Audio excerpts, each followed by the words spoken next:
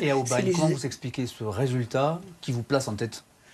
Quand on regarde... Au-delà du résultat national, est-ce qu'il y a un contexte local qui permet de le justifier? Le contexte local, ma présence et celle de mes amis dans de nombreuses élections, puisque ça fait quand même pas mal d'années que je représente le mouvement et que d'autres l'ont représenté aussi, et d'une part, et d'autre part, la constance dans nos prises de position. Ce qui s'est passé avec des ralliements, à la fois chez Monsieur le maire, avec une personne dont la seule existence de sa liste, Monsieur Salem, était de battre Gérard Gazé. Je pense, Monsieur le maire, que vous l'avez entendu comme moi pendant je ne sais combien de mois. Je n'ai pas entendu comme vous, non. Mais oui, moi, je l'ai entendu. Je C'était les propos qui m'ont été portés, jusqu'à se penser que tout cela était un réservoir de deuxième tour, peut-être potentiel. Je ne sais.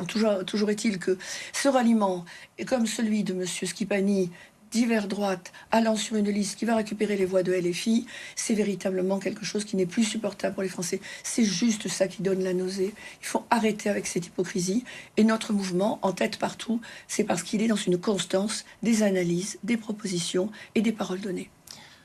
Vous entendez, Gérard Gazé, Madame Mélin parle de nausée. Est-ce que l'alliance Gazé-Salem, ça doit donner la nausée? Non, je crois que Mme Mélin va beaucoup trop loin quand elle emploie ces termes-là. Je n'y adhère pas du tout. J'ai découvert dans la presse, dans votre presse, donc dans la Provence, c'était mardi, je crois, l'interview de Mme Mélin qui expliquait qu'elle était elle-même en discussion avec M. Schifani avant que ce dernier se décide de partir avec M. Scolari. Donc la notion d'alliance sur le plan municipal, et c'est quelque chose qui se fait assez régulièrement.